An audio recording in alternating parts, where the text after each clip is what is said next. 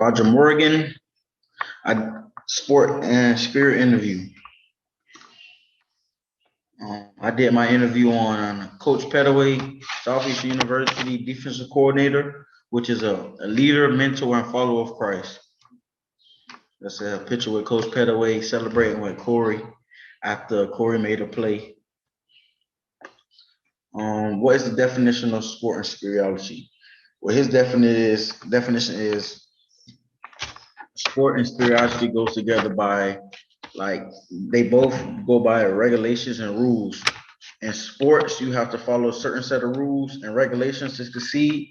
And then following Christ, you have to follow regulations and rules to abide by Christ to be able to get in the kingdom of heaven. So they both correlate in that way. That's how he felt like they correlate sport and spirit.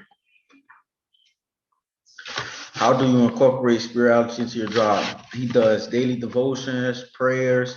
We have Bible study, football Bible study with the team on Monday nights at 7 p.m. We come together and go over the Bible and stuff like that. And the coaches be there, and Coach Pettaway be there sometimes. When you have no enthusiasm to complete your job, what do? He said, find a purpose.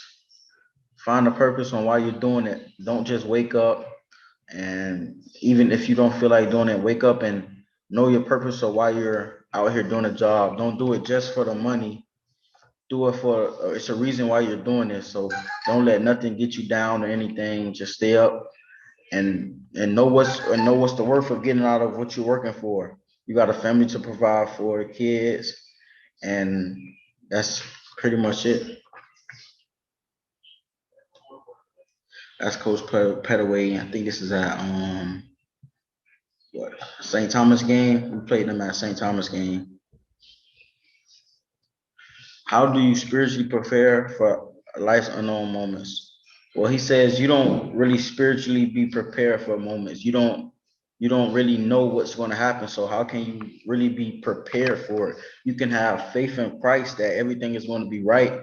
And when something like COVID or life death comes to situation, you could be already having, you could already be like, you could just know the outcome, the good outcome is going to be a good outcome that comes to it and not have to worry about it. So you really can't be prepared for it because you don't know what to expect at that. His two Bible verses was James 1:17, every good and perfect gift is from above.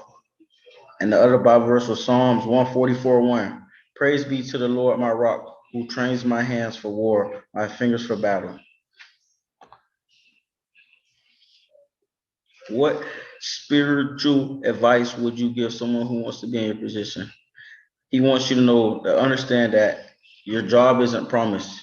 You're not going to be in that job long. You could get fired, something could happen in the family where you have to leave the job and you won't be able to work at that situation. So take advantage of the time that you're there and always have faith and keep pushing, because you never know when your time is up. You could fall back or you could go forward. He also said, don't do it for the money, no matter what position you're in, because he's a D coordinator. They get paid a good amount of money, but it's not all about the money for him. It's not all of, he cares more about the kids than the money.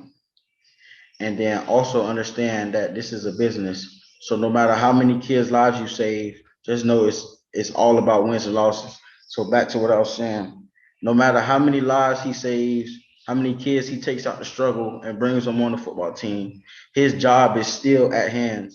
No matter what, he could get fired the next day because it's all about wins and losses. It's a business.